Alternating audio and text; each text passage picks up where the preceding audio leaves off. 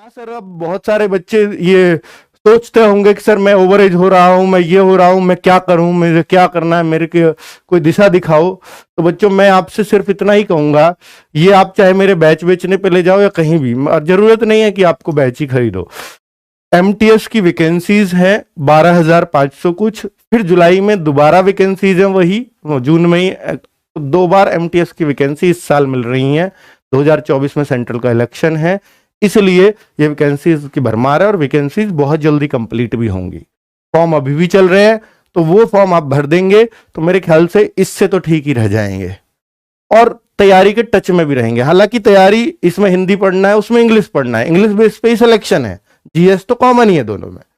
लेकिन इंग्लिश से कब तक बचोगे, ये भी बच्चों, मतलब मैं तो ये कहूंगा कि हिंदी माध्यम के बच्चों को वास्तव में इंग्लिश से थोड़ा सा डर लगता है, पर मैं कहूंगा कि बेटा एक बार प्रयास तो करो। मैथ से आधी मेहनत इंग्लिश सीखने में लगती है।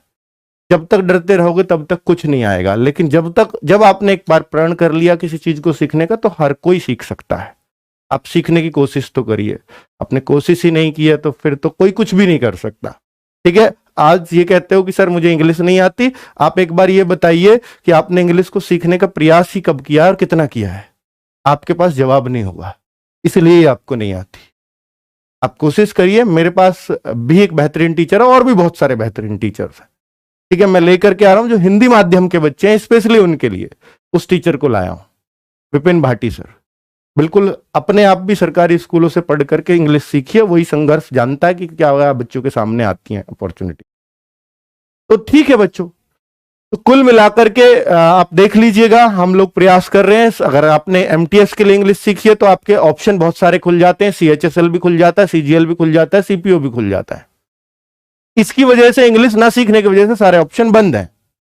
ठीक है, तो आप प्रयास कीजिए, हम आपके साथ हैं, जितना भी हो सकेगा। 2.5 से 3 महीने में कहता हूं 3 से 4 घंटे इंग्लिश पढ़ लो, क्योंकि एमटीएस में इंग्लिश ही पढ़नी है आपको, तो इतना टाइम तो दे ही सकते हो। तो एक बहाना भी है कि हमें इंग्लिश के ही पढ़ना है और कुछ पढ़ना ही नहीं है। ठीक है, मैथ्स रीजनिंग तो क्वालिफाइंग है उसमें, वो तो 40 में से 12 करने हैं, तो सिर्फ इंग्लिश ही पढ़नी है। तो एक मौका भी है और आपको पता भी है कि इसके बिना सिलेक्शन नहीं होगा, तब आप पढ़ भी पाते हो। ठीक है, और तभी पढ़ पाते हो आप जब आप पे प्रेशर हो। ठीक है बच्चों, नमस्कार, धन्यवाद।